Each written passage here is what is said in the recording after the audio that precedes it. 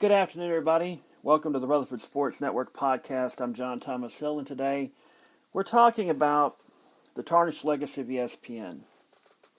Now, I'm not one of those people who is a right-winger that complains about the wokeness of ESPN and the constant talking about politics that athletes have. I'm talking about the fact that, in part, the imbalance of political discussion on ESPN is just a small part of the reason why its legacy has been tarnished. Now, ESPN started in 1979 at a time when the only way you could watch sports was generally on the weekends, unless you lived in a major city that had pro sports teams that had independent television stations that would showcase those games during the week. For those of us here in North Carolina, you could get games during the week, during college basketball season. And if you lived in close enough to get, say, Atlanta Braves games or Cincinnati Reds games on local stations and such, but Atlanta Braves baseball was exclusively on TBS, so you had to have cable. But ESPN started changing the game in 1979 by having an all-sports channel on, and they would show everything. They could try to find everything. Australian rules football, roller derby, professional wrestling, college sports of all sorts, professional sports of all sorts, tennis matches through the wazoo, golf through the wazoo, Olympic sports of all sorts. It was, back in the 80s, a very mixed bag of things. Some of which hit, some of which missed. But it was a wonderful time, through the 90s even, that you had a great diversity of sports on ESPN and later ESPN2. And it was that need for fresh content that drove ESPN to go for Major League Sports, because as much as these college sports did a lot of wonders for them and these minor sports did a lot of wonders for them, the money was in the big leagues. Major League Baseball, the NFL, the NBA, and to a certain extent the NHL. Now, ESPN had the NBA back in the early 80s, but that was back before Jordan really took over, and that was when Magic Johnson and Larry Bird were starting to bring the rise of the NBA to where it is today. The 1980s was not a very great time for the NBA, in the sense that CBS would often play playoff games, important playoff games, as in Eastern Conference and Western Conference Finals games, on tape delay at midnight. I remember that, because I used to love that. Back when I was a kid, my mom worked second shift, and we would stay up late Friday nights, and I'd watch basketball. That's how you got to know the NBA, because I would watch the games late at night. So, ESPN had those games, and then they moved to TNT, or I should say Turner, in 85, 86, around that time. ESPN got the NHL from USA around 85, I think. And they really embraced the NHL. And while the NHL is popular in certain parts of the country, it's not the end-all, be-all. The real change started in 1987 when they got the NFL. It was just Sunday night games. It was half the season, but it was the latter half of the season, the important half of the season. It may not have been the best games, but it was prime time football. At a time when the only times you could watch it were Sunday in the afternoons or Monday night. And look what it did for ABC. Monday Night Football propelled ABC, in part, propelled ABC from a third-rated network to, by the end of the 70s, a number one network. NFL football transformed ESPN from being just a repository of college sports and weird sports and whatnot, and auto racing. They helped NASCAR a lot. To being a legitimate network in the eyes of the skeptics. They had NFL football. They embraced it. They had brought about NFL primetime. They had an NFL countdown show that was better than what you got to get on the networks, which back then were only 30 minutes. I remember when NFL Today was just 30 minutes, and before that you had like a coach's show from college football at 12 o'clock. This was a time when sports were, if you didn't have cable, sports were from Saturday from 1 o'clock to 6 on Saturday, and Sundays from 1 o'clock to 6, roughly. That was your sports coverage, unless you lived in a major media market. ESPN started the trend towards the glut of sports. SportsCenter was basically a highlight show, just telling you the results. No, they had a little bit of personality to them, but not a whole lot. NFL was step one in the change to turn ESPN into the worldwide leader. Step two came 3 years later when they got Major League Baseball. Major League Baseball gave them content throughout the spring and summer. It bridged the gap between the end of college basketball and the start of the NFL season and the college football season. Because during that time, even though there's a plethora of sports, there's plenty of college baseball and other sports, they're not as popular as Major League Baseball. And this was back at a time when Major League Baseball still was considered a national sport. Not what it is today, highly regionalized. Where you only care about your local team, you don't care about what's going on in the other markets. ESPN contributed to that because they became big league.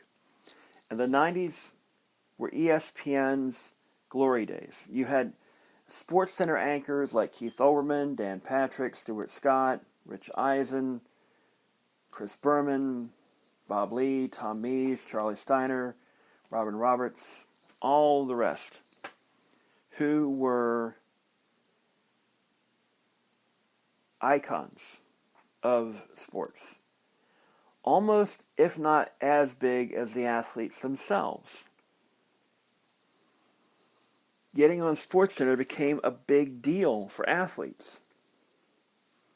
That was the iconic show. It wasn't just a highlight show like CNN Sports Tonight used to be. It was about telling the story of the athletes. It was more than just the scores. ESPN perfected true sports journalism by treating it with the same respect as traditional news journalism. You analyze the aspects of the sports, and the 90s were the glory days of ESPN. They had NFL football. They had Major League Baseball. They had NHL hockey. They may not have had the NBA, but they covered it as if they did. But things started to change after the turn of the century. In the mid-90s, Fox Sports decided to buy up a bunch of regional sports networks because they wanted to compete. They couldn't at the time. They had the National Sports Report. For a time, they held their own, but in the end, it didn't really work out long term because instead of having one network they had an amalgamation of regional networks. The main national sports report never showed at exactly the same time each night, like it did with ESPN. Then you had the regional. Fox Sports really wanted to compete with ESPN, but they weren't ready for it. They gave it a great try, but in the end it didn't work out. But what it did help was to build up their regional sports networks to be just as good in the eyes of the viewers as ESPN. And it did to that degree. The regional sports reports were later replaced with specific pre-game and post-game shows, with highlight shows, with focus shows about the particular teams and whatnot. It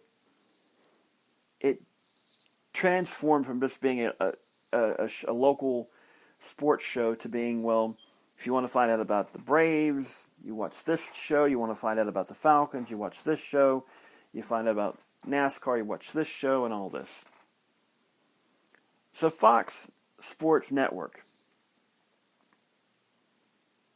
really rose in the 2000s, and ESPN kind of stagnated. Yeah, they got the NBA. Yeah, they eventually got a full slate of games in the late 90s when TNT bowed out of doing NFL football.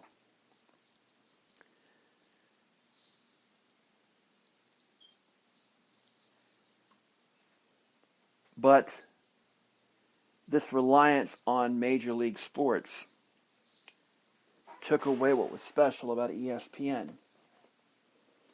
ESPN became too big for itself. ESPN wanted to gobble up all the content. They created ESPN2 in 1993. In the late 90s, they created ESPN News just to beat CNN SI.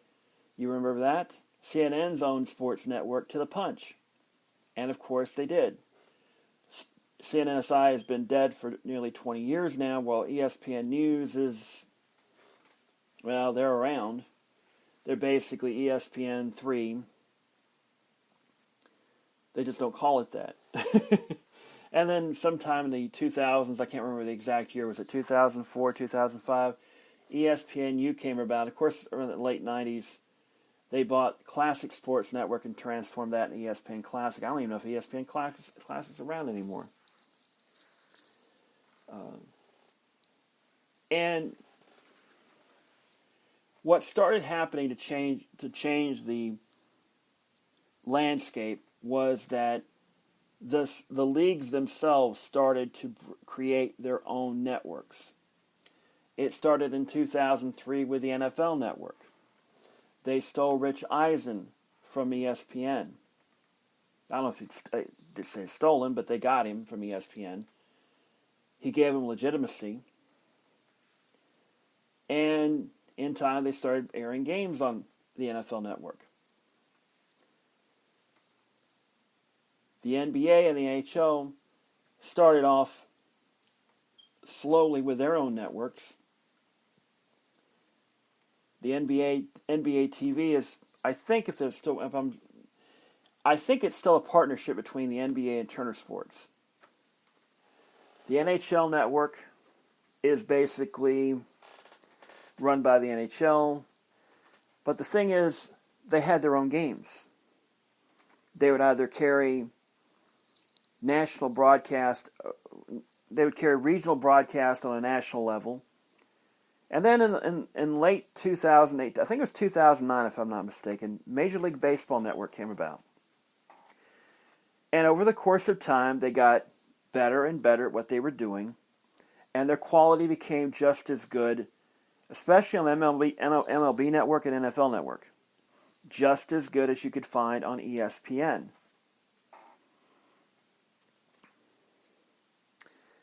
ESPN noticed this and decided to take advantage of this trend by creating the SEC network and later the ACC network.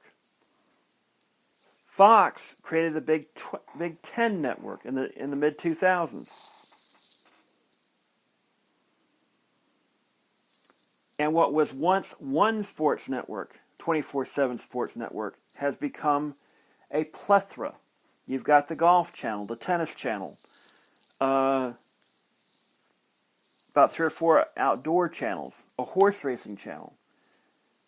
I think there's a new motorsports channel. It's not Speed Network anymore, or Speed Vision, or Speed Channel, whatever they called it, because Fox killed that off to make FSN2, which was their second attempt at turning.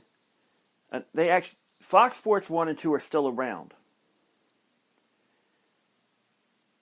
but they killed two great things at the same time. They killed Fox Sports World, or Fox Soccer Channel, and they killed off Speed Channel. And they created FS1s and 2. FSN1, FSN2. Which were national channels. They wanted to, once again, challenge ESPN.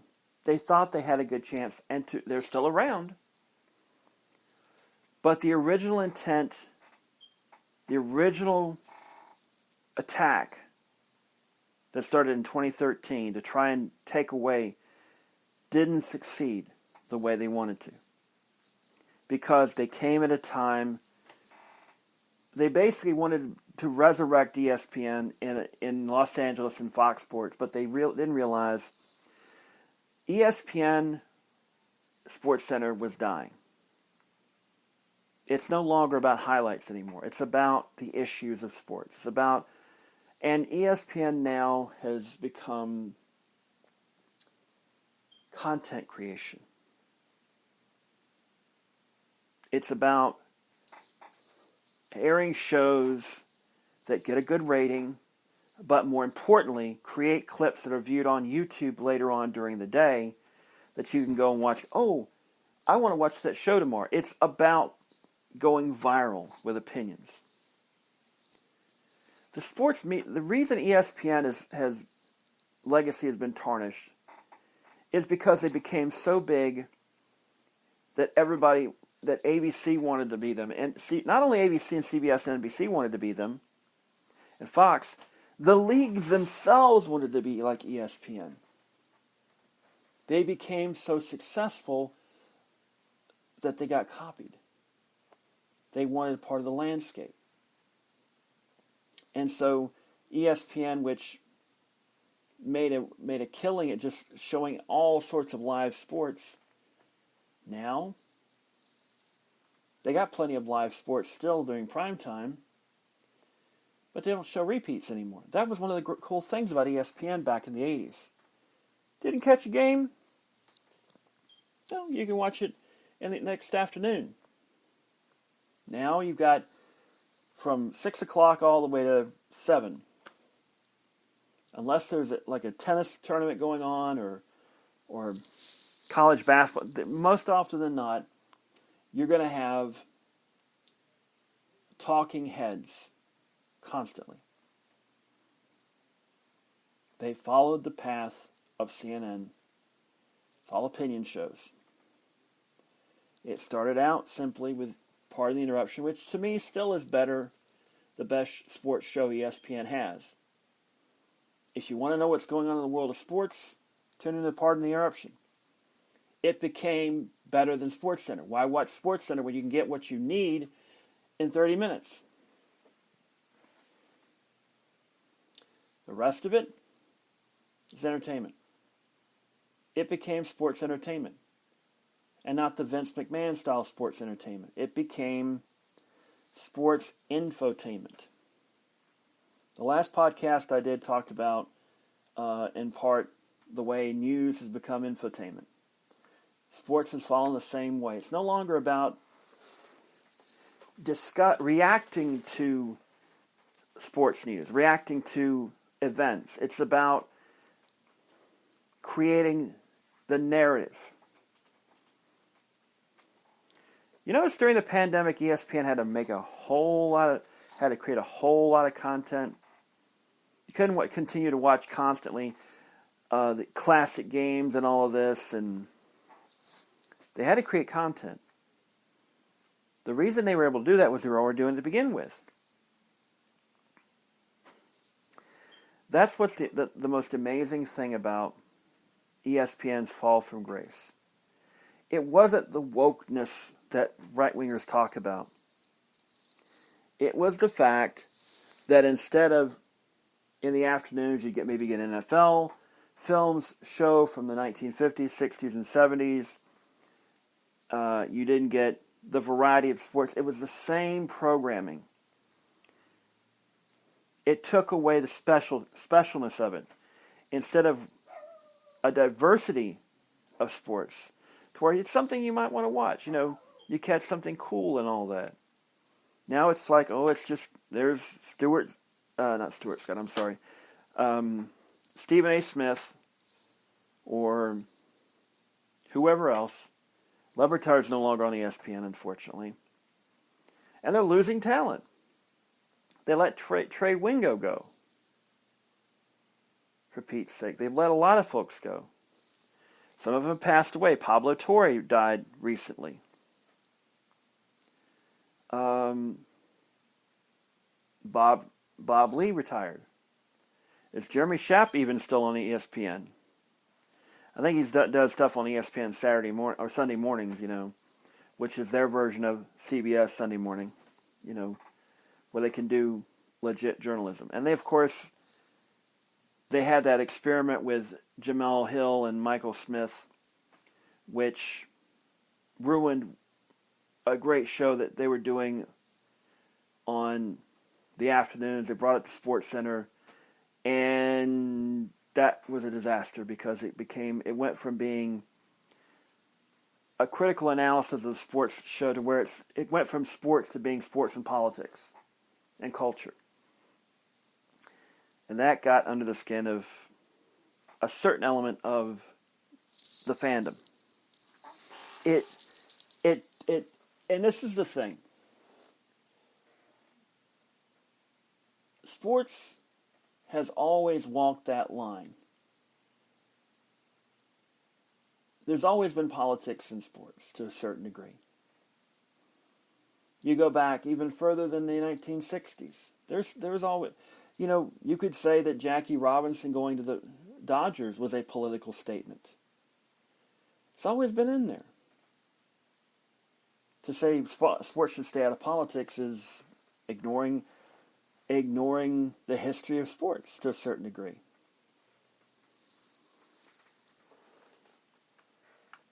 The problem is ESPN, instead of staying objective and just letting the athletes express themselves, started allowing their commentators to express political opinions without doing more to balance things out, to explain these things. They fell into the trap that the big news networks, CNN, MSNBC, and Fox News, have done, and that's because they became talking heads. Sports, you can get away with it because people love to talk about their favorite teams, or, who's better, LeBron or Kobe, or, which is a better dynasty, the Red Sox of this century and the Yankees of the last century, and all of this. Is Tom Brady truly as great as he is supposedly to be? It started with Colin Kaepernick, and it went beyond that to the point where there was a backlash.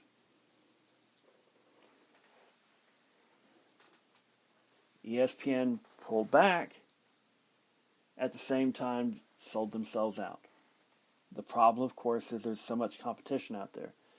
There's so many sports talk stations out there right now, it's not even funny. You've got, like I said earlier, you've got all these other sports networks and such. ESPN still has a great bit of content, but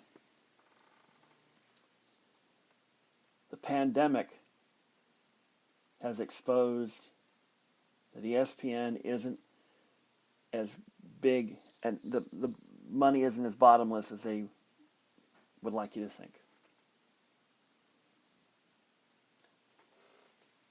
The next big media contracts are coming up in the next year or so. To a certain degree, ESPN has locked down some content already. But the NFL deal's coming up. The NBA deal's going to come up soon. Major League Baseball will come up soon enough. And yeah, there are plenty of people ready, willing, and able to compete with ESPN for that content. Live content gives you ratings. That is something that all these networks are finding out. Live, fresh content gives you ratings. So the next deals are going to be even more competitive because not only do you have the traditional networks, now you've got YouTube, now you've got Amazon Prime, now you've got Hulu in the mix, now you've got other, the NBC with Peacock. They can give you more content coverage. Heck, Peacock just bought the WWE Network. They're showing the Premier League. They're probably going to put even more NHL coverage on there because NBCSN is going to be dead by the end of the year. They're basically folding that into Peacock, a streaming service. ESPN has launched ESPN Plus, which was used to be known as ESPN 3, which is before that used to be known as ESPN 360. It's ESPN Plus now. They're trying to compete with these other networks. There's on the smaller sports, you've got Pluto TV, you've got Stir TV, which is Sinclair. Sinclair just bought all of Fox Sports Network's regional channels because when Disney bought the bulk of Fox Entertainment and sports stuff, the government said, well, you can have FX, FXX, and the bulk of the entertainment stuff of Fox. The regional sports networks, you got to sell off. Sinclair bought them. I don't like the fact they named them, Bally Sports Network or Bally Sports Network. Kind of silly the way I think they'll change that name eventually. But FSN is going to become whatever Sinclair eventually decides to call them. And that's more competition. Fox Sports still has FS1 and FS2, which they've got Major League Baseball for them. They got certain content for them, but they want more.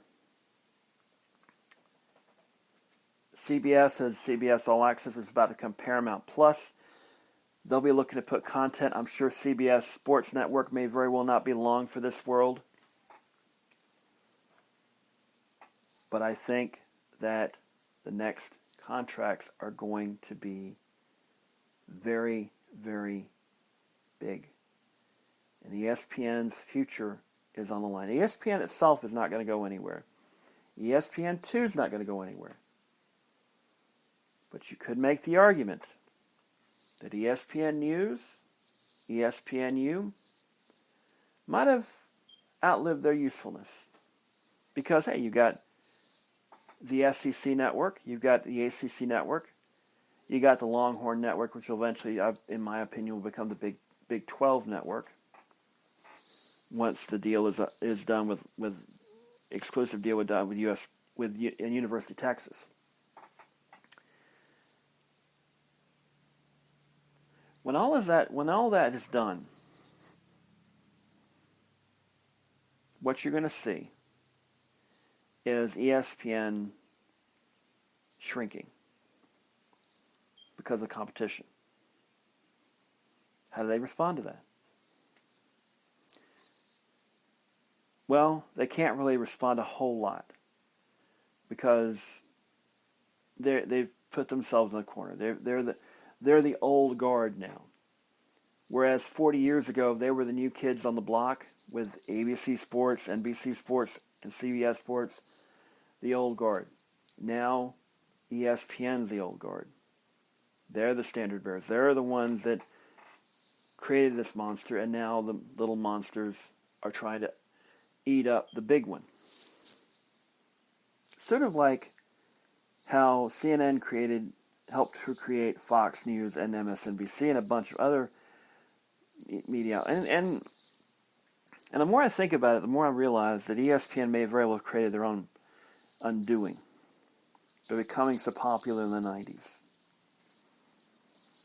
Regional sports networks are nothing new. They've been around since the 80s. And in some cases, the 70s. Even there was the original Madison Square Garden Network, which eventually became USA Network, that predates ESPN. And the Northeast Sports Network actually has been around almost as long as ESPN, if not longer. There were other regional networks that were around almost as long, if not just as long. And the main reason that ESPN even launched was that the creators of it wanted to just cover Connecticut sports, and the satellite people go, well, you can show this signal all over the country. They practically stumbled into it. It was a small idea that became big because they realized we can go all over the country. Why just show Connecticut schools when we can show all the colleges?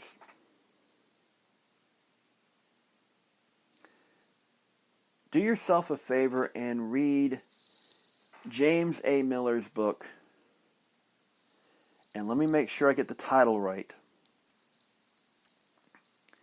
So I hate when I don't get the title right. Hang on just a second. Oh, come on. I hate when I don't get this. Come on, where is it at? Where's it at? Where's it at? Where's it at? Those guys have all the fun. ESPN, James Andrew Miller. Do yourself a favor and read that book. If you can get it from your library, do so. If you can get it paperback, do so. It will tell you the history of ESPN in excruciating detail. There's a lot of monotony in it, but there's also a lot of gold in it. A lot of secrets that you never knew about ESPN. And a lot of the reasons why ESPN has risen and has fallen. The question is, will it fall completely to collapse? Or will Disney and the powers that be in Bristol find a way to change with the times and make ESPN relevant again? In the right ways, not the wrong ways.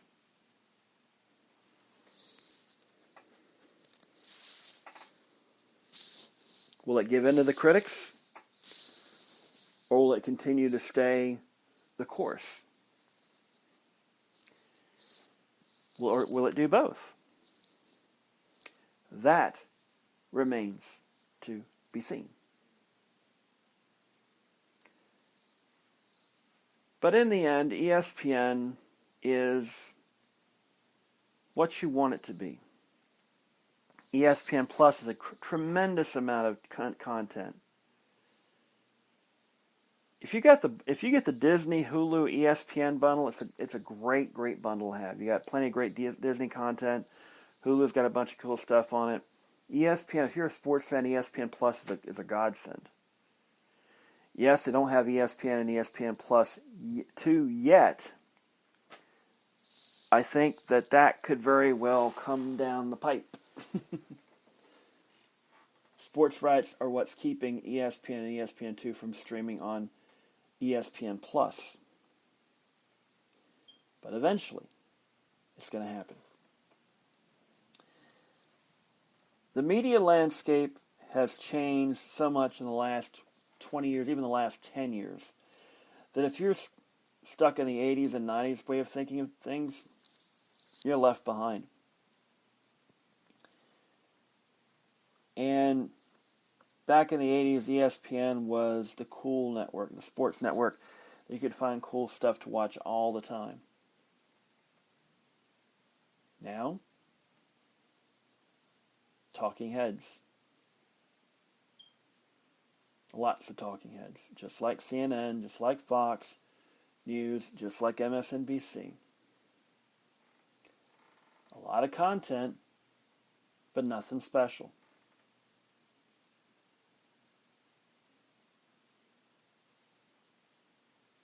And that's what's killing ESPN. They're no longer special.